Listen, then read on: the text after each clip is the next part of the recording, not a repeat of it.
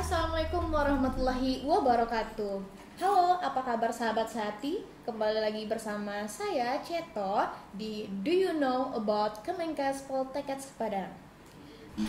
Hari ini kita kedatangan tamu spesial dari jurusan kebidanan bersama Ibu Dr. Yulifa SSIT MKes. Halo Ibu, apa kabar? Halo Ceto, kabar baik, alhamdulillah. Alhamdulillah. Ya, kabar baik hari ini. Ngomong-ngomong tentang jurusan kebidanan nih Bu, Ya. gimana sejarah singkat dari jurusan kebidanan? Baik, jurusan kebidanan itu berawal dari berdirinya Akbid Angkatan Pertama. Kebetulan Ibu adalah salah satu mahasiswa pada saat itu, yang mana Akademi Kebidanan ini berdiri tahun 1996, tepatnya di bulan Juli. Dan ini ada 6 provinsi, salah satunya adalah Provinsi Sumatera Barat. Beruntung sekali kami pada waktu itu jumlah mahasiswanya hanya 40 orang, termasuk Ibu salah satunya. Itu adalah cikal bakal berdirinya Prodi D3 Kebidanan sampai saat ini di seluruh Indonesia. Dan lokasinya itu adalah kampusnya terpisah dari Poltekkes, itu di kampus Gunung Pangilun, disebut juga dengan kampus 2. Kampus 2. Iya. Yang satunya di Ya, kemudian jurusan kebidanan ini terdiri dari 2 program studi D3, yaitu satu di Prodi D3 Kebidanan Padang dan satu Prodi D3 Kebidanan Bukit Tinggi yang bertempat di Jalan Adiaksa Belakang Balok Bukit Tinggi. gitu. Kalau boleh tahu nih Bu, Ya. berapa sih jumlah dosen di jurusan kebidanan? Nah, kalau jumlah dosen di kebidanan itu per prodinya, kalau untuk prodi D3 Kebidanan Padang itu berjumlah sebanyak 19 orang dengan rasio 1:23. Nah, untuk prodi D3 Kebidanan Bukit Tinggi itu adalah 1:27. Karena jumlah dosennya 10, karena beberapa waktu yang lalu ada 2 orang dosen yang dalam waktu berurutan itu pensiun, seperti itu. Kalau sarana prasarana di jurusan kebidanan kira-kira seperti apa itu? Nah, kalau untuk sarana prasarana kebidanan di jurusan kebidanan, karena untuk di Prodi Padang itu bertempat di lokasinya adalah di kampus Gunung Pangilun. Itu bangunan 2 lantai dengan kapasitas itu adalah jumlah kelasnya sebanyak 10 kelas, dan juga ada ruang perkantoran, kemudian ruang untuk laboratorium, khusus untuk laboratorium lengkap dengan sarana dan prasarananya. Kemudian ada perpustakaan juga, ada perpustakaan di samping kita juga memanfaatkan perpustakaan yang ada di kampus pusat di Steba. Kemudian juga lokasinya itu dengan lahan yang cukup luas untuk parkiran dosen, tendik, dan mahasiswa. Kemudian dilengkapi juga dengan musola, dan kita punya klinik juga di kampus Gunung Pangilun. Berarti udah lengkap lah. Lengkap, Fasilitas. dilengkapi juga dengan wifi juga. Ya. Ngomong-ngomong tentang kurikulum nih Bu, apa Ya. aja sih kalau boleh tahu Ya. yang dipelajari di jurusan kebidanan? Nah, kalau yang dipelajari di jurusan kebidanan, mungkin kita berangkat dulu dari apa itu sih bidan sebenarnya. Ya. Bidan itu adalah seorang wanita yang sudah menamatkan pendidikan pada program studi D3 Kebidanan yang diakui oleh pemerintah, yang diberikan izin untuk memberikan pertolongan persalinan mulai dari kehamilan, persalin, nifas, dan seterusnya kepada ibu dan anak, dan diakui oleh negara seperti itu. Jadi konsepnya adalah seorang wanita. Jadi nggak ada bidan itu yang laki-laki. Ya, bidan tidak ada yang laki-laki. Iya. Karena plesetan juga ada orang bilang bidan itu apa sih sebenarnya? Bina ibu dan anak sebenarnya. Bina Ibu dan anak. Tapi ada yang mempelesetkan bini teladan. Bini Ya. teladan. Ada yang mempelesetkan bila ia datang anak nongol. Nah, itu katanya bidan.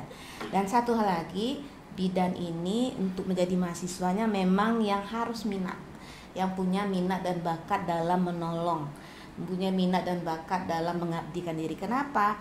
Karena kita harus sabar loh jadi bidan ini. Karena yang akan dipertanggungjawabkan adalah 2 nyawa sekaligus. Nah, ada juga istilahnya ketika pembukaan, istilahnya kalau pada persalinan itu ada pembukaan lengkap. Pada persalinan kita harus sabar. Ketika lahir bayinya laki-laki kasihlah nama Sabarudin, ketika lahir perempuan kasihlah nama Sabariati. Itu istilahnya saja. Artinya apa?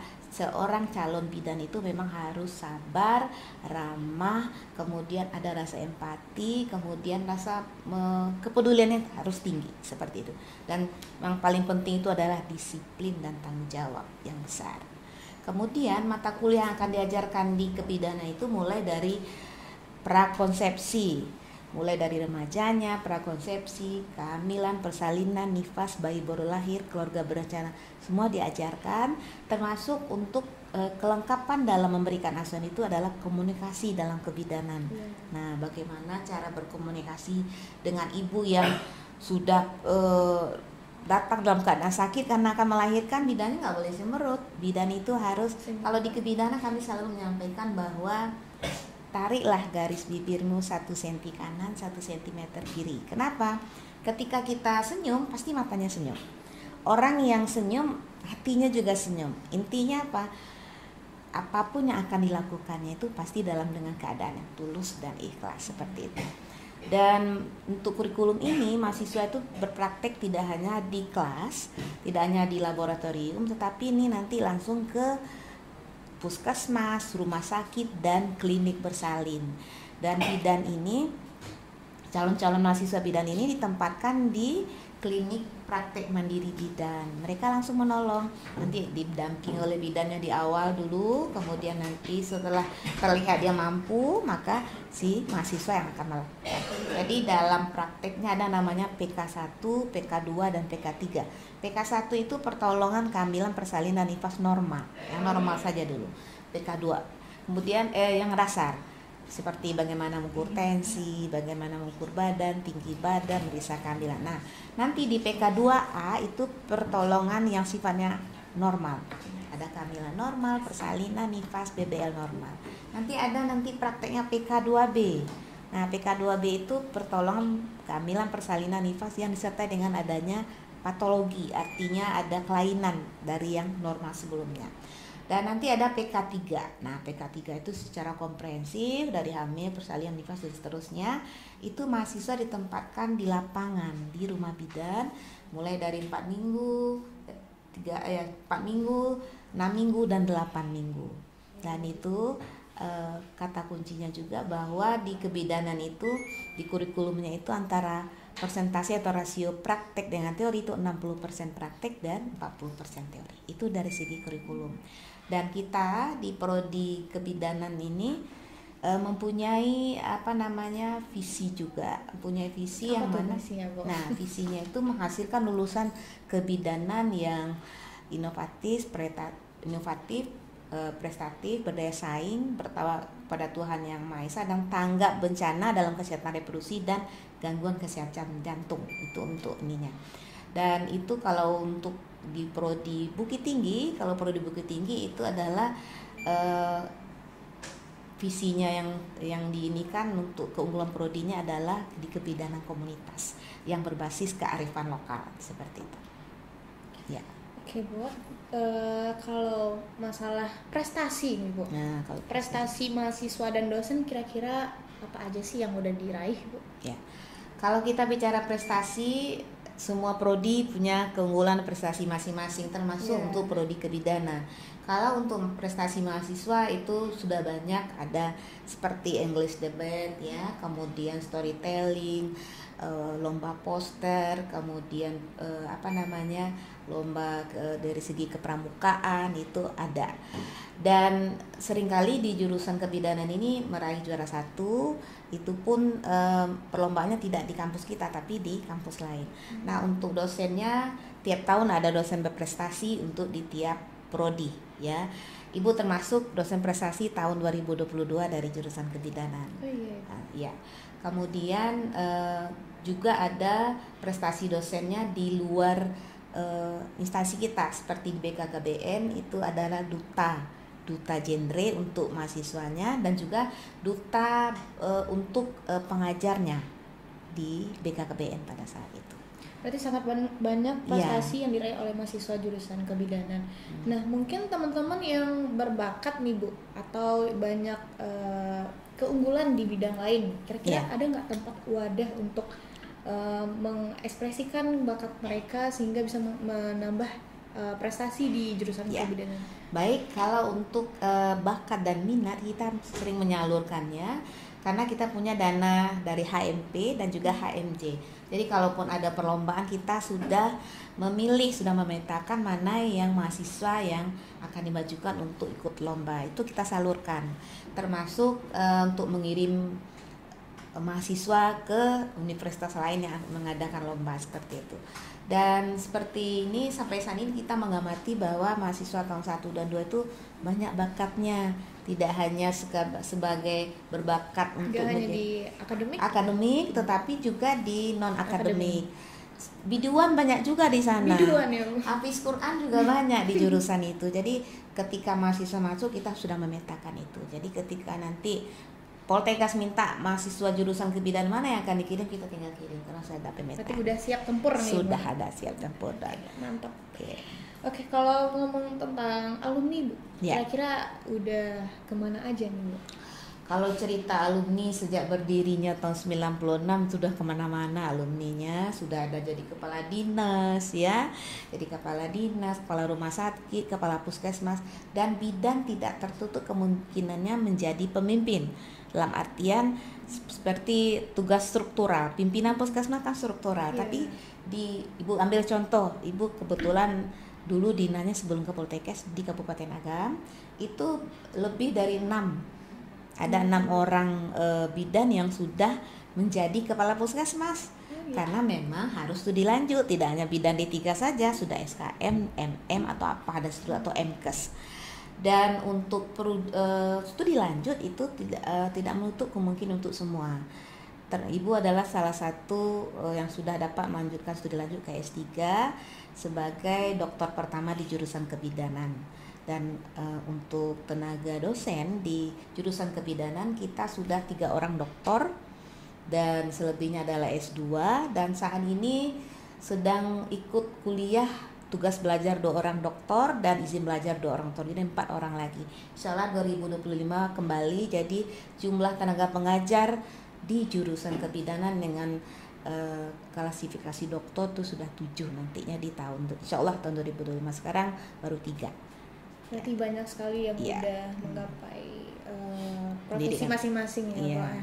Selanjutnya nih Bu, tentang lapangan pekerjaan serta serapan lulusannya seperti apa?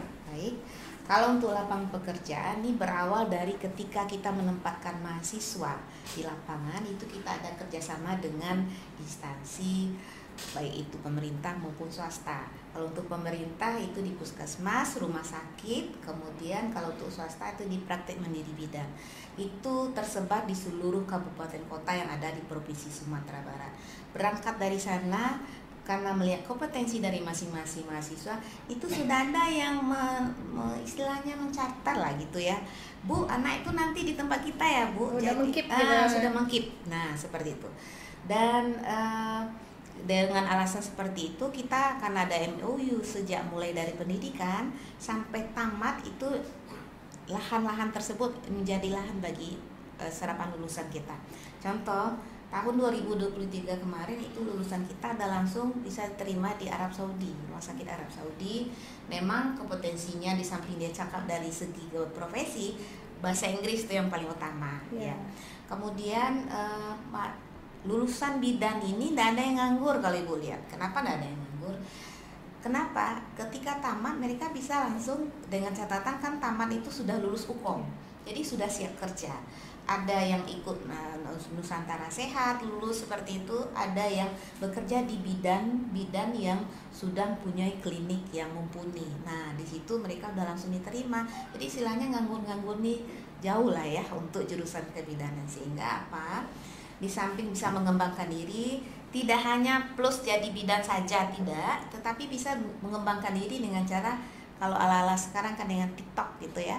Nah TikTok juga bisa mengembangkan diri dengan TikTok, menyampaikan tentang informasi profesi bidan itu seperti apa. Jadi jangan takut untuk masuk bidan, itu lahannya banyak. minimal untuk diri sendiri dan untuk keluarga. Kenapa begitu? Ketika kita sudah mempunyai kemampuan, punya kompetensi, kita ada keluarga nih yang hamil, yuk kita periksa. Kita udah mencoba, sudah periksa, dan ini akan menjadi suatu membuat percaya diri yang tinggi dari calon mahasiswa. Kenapa? Sekali lagi Ibu sebutkan tadi bahwa yang masuk ke jurusan kebidanan memang yang minat, yang punya bakat untuk jadi bidan.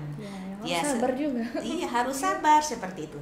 Jadi lapangan kerja tidak hanya untuk dalam negeri, juga untuk di luar negeri.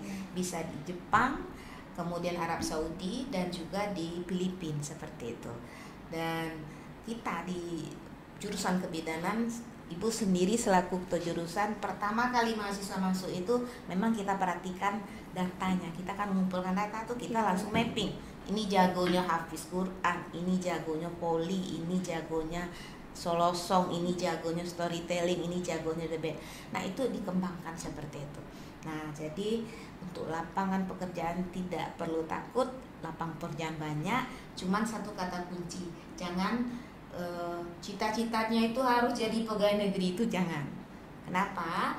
Jadi bidan itu bisa menciptakan lapangan pekerjaan sendiri. Tiangnya uangnya juga, gitu ya, uang juga dan bakat juga. Dan kita sesuai dengan perundang-undang yang berlaku sekarang, menolong persalinan itu tidak hanya dengan 2 tangan, 1 orang saja, tapi minimal 4 tangan. Jadi ada bidan bayinya, ada bidan untuk ibunya, seperti itu. Sehingga ini akan membantu mencegah terjadinya kematian pada ibu dan bayi dengan pertolongan persalinan cepat, tepat, dan tangkap, seperti itu. Oke Ibu, baik sekali. Nah, sebelum penutupan nih Bu, ya, kira-kira ada nggak Ibu sampaikan ke teman-teman kita yang di luar sana? Baik, bagi Ananda yang mempunyai cita-cita yang mulia sebagai seorang bidan. Kenapa dikatakan mulia? Karena mempertaruhkan dirinya untuk menolong 2 nyawa sekaligus, itu nyawa ibu dan nyawa bayi. Nah, jurusan bidan adalah jurusan yang paling tepat bagi Ananda yang memang berminat untuk menjadi seorang bidan. Satu kata kuncinya adalah sabar, kemudian peduli, tanggung jawab yang tinggi, dan disiplin. Dan siapa yang bisa masuk ke sini? Semua bisa masuk ke jurusan kebidanan, khususnya untuk wanita. Itu dengan persyaratan tingginya adalah minimal 150, kemudian jurusannya IPA, dan ikut nanti tes dengan jalur penerimaan ada 3, adalah sistem penerimaan penelusuran minat dan prestasi, yaitu 1. Yang kedua adalah jalur SIMAMA, seleksi mandiri bersama. Yang ketiga adalah jalur penerimaan seleksi mandiri. Nah, untuk uang kuliah jangan takut, itu masih jauh di bawah uang kuliah UKT di negeri dan swasta lain. Jadi silakan memilih jurusan yang tepat, dan jurusan yang tepat adalah di jurusan kebidanan Kemenkes Poltekkes Padang. Oke, baik sekali Ibu. Terima kasih udah hadir. Dan untuk teman-teman di luar sana yang mau masuk jurusan kebidanan nih, yang seperti disampaikan oleh Ibu, banyak alumni yang udah tamat di negeri kita, bahkan di luar negeri, di Arab Saudi ya Bu. Ya, jadi itu bisa teman-teman jangan ragu untuk tidak dapat pekerjaan di bidang kebidanan. Itu bisa menjadi relasi dengan alumni yang udah tamat di luar negeri ya Bu ya. Oke Ibu, sekian hari ini teman-teman. Saya pamit undur diri selaku moderator hari ini. Sekian, terima kasih. Assalamualaikum warahmatullahi wabarakatuh. Waalaikumsalam.